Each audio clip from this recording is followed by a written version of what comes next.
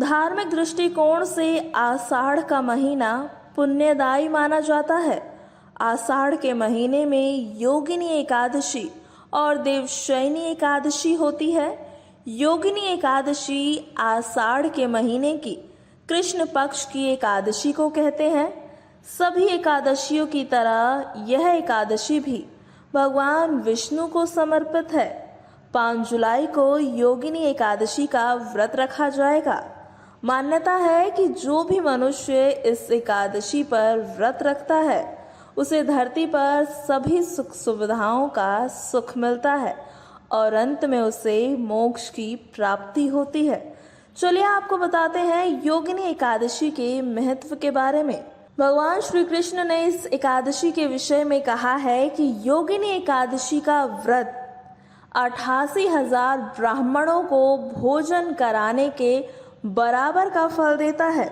इसके अलावा मान्यता ये है कि कुष्ठ रोग से पीड़ित लोग अगर योगिनी एकादशी का व्रत पूरी श्रद्धा के साथ करते हैं तो उन्हें इस रोग से मुक्ति मिल जाती है। जाने अनजाने में किए गए सभी पापों से भी उन्हें मुक्ति मिल जाती है और धरती पर सारे सुख प्राप्त होते हैं।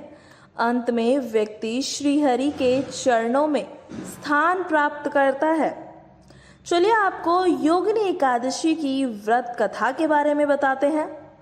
प्राचीन काल में अलकापुरी नगर में राजा कुबेर के यहाँ हेम नाम का एक माली रहता था।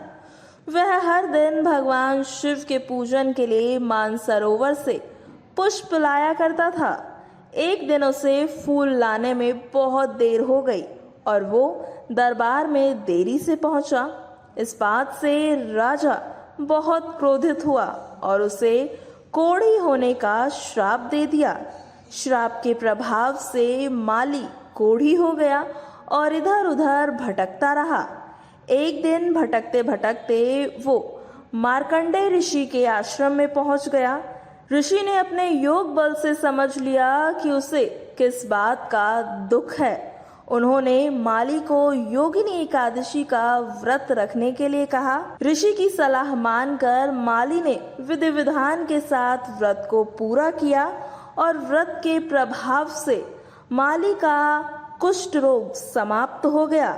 फिर अंत में उसे मोक्ष की प्राप्ति हुई।